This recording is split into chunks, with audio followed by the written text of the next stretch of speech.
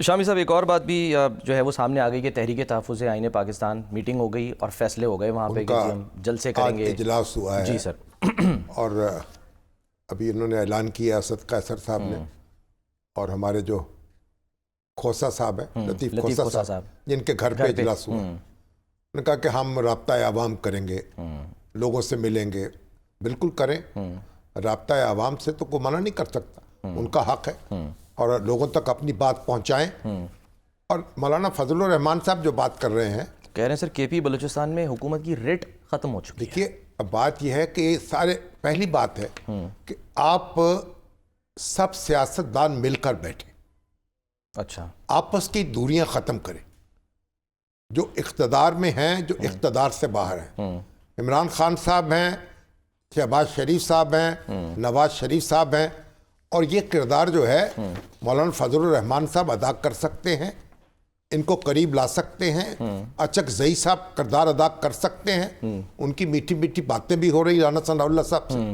وہ سارے اکٹھے مل کے بیٹھیں اور ایک مشترکہ لاہ عمل بنائیں، اور اس کے بعد باقی بات سے بات کی ہے۔ اچھا اس وقت جو بلوچستان کی صورتحال ہے، جو کے پی کے کی ہے، اب تو اور جو بھی کہہ رہے ہیں کہ حالات بڑے سنگین ہیں، یقیناً سنگین ہیں، اور بلوچستان میں جس طریقے سے کارروائیاں ہو رہی ہیں اور جس طرح دہشت گردی ہو رہی کے پی کے سے، تو وہ تو آپ کو سب کو مقابلہ کرنا ہے نا۔ کوئی ایک شخص جو ہے وہ اس حالات کا مقابلہ نہیں کر سکتا، کسی ایک شخص نے یہ حالات پیدا نہیں کیے۔ ہمیں سب کو مل کے بیٹھنا ہوگا، پارلیمنٹ کو بھی اسرٹ کرنا ہوگا، اداروں کے ساتھ بھی مل کے چلنا ہوگا۔ لڑائی جھگڑے سے کام نہیں بنے گا، اعتماد میں لے کر ایک دوسرے کو ہم آگے بڑھیں گے۔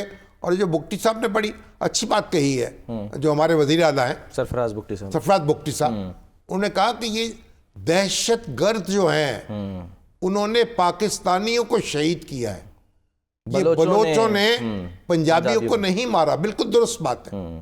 اور جو لوگ پنجاب میں فتنہ فساد پھیلانے کی کوشش کر رہے ہیں، کچھ جذبات کو مشتعل کرنے کی کوشش کر رہے ہیں، الحمدللہ ان کی بات سنی نہیں جا رہی، اور سنی بھی نہیں جانی چاہیے۔ صحیح، یہ کوئی بلوچستان کی اور پنجاب کی لڑائی نہیں ہے، یہ ایک دیکھیے، یہ پہلے فیصلہ کر لیں۔ اور عطا اللہ مینگل، وہ بھی ان کے بیٹے جو ہیں صدار اختر مینگل، وہ بھی ناراض ہیں، میں استعفیٰ دے رہا ہوں۔ آپ استعفیٰ دے کے کیا کریں گے؟ کیا پہاڑوں پہ چڑھ جائیں گے؟ اب آپ کو ساری پارلیمنٹ جو ہے وہ آپ کے پاس گئی ہے، اپوزیشن گئی ہے، حکومت کے لوگ گئے ہیں، لیکن اپنی طرف کھینچنے کے لیے گئے ہیں۔ وہ کہہ رہے ہمارے ساتھ بیٹھو، وہ کہہ رہے ہمارے ساتھ بیٹھو، ایک جرگہ، لیکن پارلیمنٹ میں بیٹھو۔